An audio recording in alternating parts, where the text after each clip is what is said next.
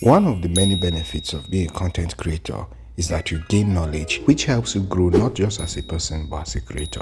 And as such, you can offer more value to your followers. So while making a video about the top 10 richest doctors in 2023, I realized that the 10 of them had 10 similarities. This means that anyone who wants to be as rich as them or even richer than them has 10 tips towards becoming super rich. So let's start.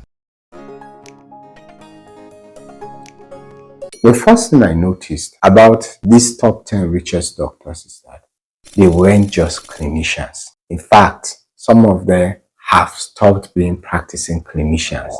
They're businessmen, they're entrepreneurs, they are innovators. Some of them are even into entertainment. So they have knowledge outside of medicine. Note that despite the fact that a huge chunk of us are in clinical medicine, the most successful ones are not those ones that are within clinical medicine. So if you want to be rich and you just know clinical medicine alone, I don't think you stand any chance. So the more you know things, especially business, how to manage resources, or else you have to be close to people or employ people that know business very well, or you have to know business. So how much of business do you know? Can you be able to handle companies and the rest? Or it's just clinical medicine that you know alone? If it's the latter, and the next point is that most of them came from wealthy families. There wasn't any of them that came from a poor family. I come from Nigeria, and our movie industry, known as Nollywood, in the past used to produce more of the from grass to grace kind of movies, which resounded with many of us. And it's just in us as humans. We love the underdogs. We love to see people come from nothing to become something in life. So there's that dream that we just wish people born into poor homes will just come and become rich. But for you to be rich and super rich, understand that your family background goes a long way. These people have built from the success of their families and have reached where they are now. Dr. Wu Yiling has been in the pharmaceutical business for around 30 years, and this company was started by his father. Definitely, his father is not as rich as he is, but he built on that to become as rich as he currently is.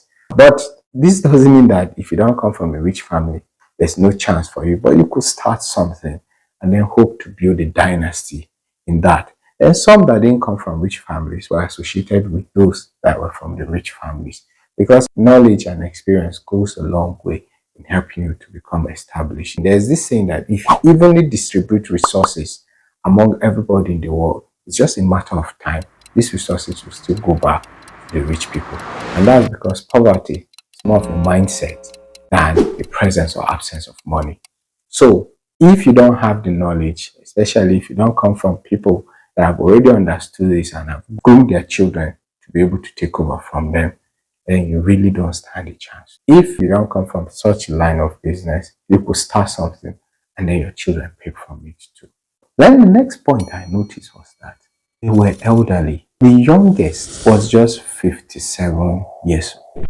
Among the remaining 9, 2 were in their 60s, 4 were in their 70s, and 3 were in their 80s. The youngest we could get was a middle-aged man. And this gives you an idea of how long it has taken them to build themselves to where they are currently.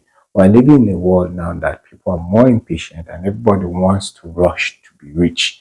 Or we could learn something from this. We could build things over time and reach that place that even in our elderly age, we have something to live for. So don't rush.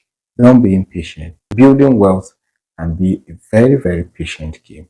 And if you can develop that and be patient to build it gradually, you wouldn't know how far you're going to reach when that time comes. But we're having younger doctors that are rich, and there's hope that they will reach these numbers within a shorter time if possible. But know that building this is a long game. No need to kill yourself. No the rush anyhow. Just strategically build yourself to that point too. And it's almost the same with the world richest men. Look at them. They're not young people at all, except for a few. Then the next point is that the richest doctor, Dr. Patrick Soon-Shiong, ranks number 442 on Forbes list of richest men. Ah, That means that, yes, as rich as we are, doctors are still not that rich at all. Look at it. The richest doctor was not even able to enter the top 400 richest in the world. And that tells you a lot too. Guys, doctors, please, this is a challenge to us. We need to grow wealth in order to be able to push. And maybe one day we'll be in the top 100, if not even the top 10. It's possible. We can do it just to boost or increase our knowledge and experience in making money. Then the next point was that of the top 10 richest doctors, only the top 5 are billionaires. The lower half are millionaires. Yeah, don't get me wrong. Being a millionaire is not a joke at all. Not too long ago, being a billionaire was almost impossible. But now we have over 500 people that are billionaires worldwide. But still, doctors' list is still not impressive. In fact, the gap between the 5th richest man, 1.4 billion, to the 6th richest man, 245 million, so massive. It still further cements the other point that doctors are not too rich like that. They are rich people. They are not reaching like that. In addition to what I said earlier, we need to up the game. We need to. And the next point is that all the 10 richest doctors are men. And before we talk about misogyny or anything, we really have to understand the time. Around that time that they started, most medical students and medical doctors were men. We had way fewer females in the medical fields, and they had a lot of restrictions compared to now. But the good news is that now there are lots of female doctors, and many of them are doing well. So hopefully, in the nearest future, there should be female doctors that should have made it into the top 10 richest doctors list. This will happen. I'm a fan of that. The next point is that 9 out of the 10 richest doctors are Americans. Well, yes, let's understand that the one person that is not an American is Dr. Wu Yiling, who is Chinese. And then among those are Americans. One of them was born in Russia. The second one was born to Chinese immigrants. But still, they're Americans. You see, this is one of the reasons why the United States of America is the greatest country in the world. They can boast about the kind of physicians they have, not just good doctors, which they do, but they also have the richest doctors. In fact, we have the richest man in Tennessee being a medical doctor. That's very impressive. So it means that if you want to be rich, like you want to be super rich, and you're not in America, you have to move to America. Then the next point is that these people or these doctors are actually helping humanity. Most of them, if not all of them, are philanthropists.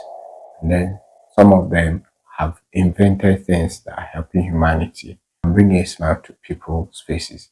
They've used their resources and their wealth with their knowledge and expertise to be able to help those that are not as privileged as they are. Dr. Patrick has been able to set up a foundation that has been helping people who are unable to pay their hospital bills to do so. Many have set up scholarships, many are donating, doing other things that help people. The cosmetic surgeons help people that are battling many deformities to be able to acquire world standard treatments. In the process of pursuing wealth, you should be able to help people with these resources too that you gather.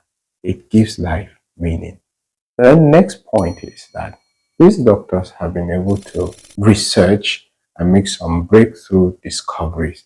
They weren't just mediocre people, they are creatives. So like Dr. Patrick Soon-Shiong came up with Abraxane, which is being used to treat lung cancer, breast cancer, and also pancreatic cancer. So you find people like Dr. Wu Yiling have won the Nobel Prize in medicine. You also find people like Dr. Michelson have come up with Michelson devices that have made spinal surgery more successful than before. Dr. Phil, Dr. Hodgson, Dr. Dubrow, and Dr. Fisher have been able to use their clinical skills to enter the mainstream media and help people too. So these people have been able to solve problems with their creative minds. So what are you using your creativity for? This is a challenge. Then the last point is that these people love what they are doing. They're not just doing it for doing sake. They're passionate about their work. We know that they tell us to follow our dreams, but the thing is that what's your dream doing to you? Is it paying you? If it's not, try to find a way of making it monetizable to pay you back.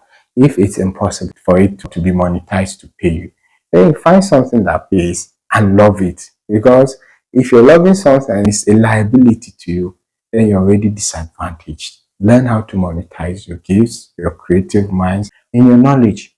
Goes a long way. It's not just about pursuing your dreams. Make sure that the dreams are also paying you. There's nothing that beats being paid for what you love doing.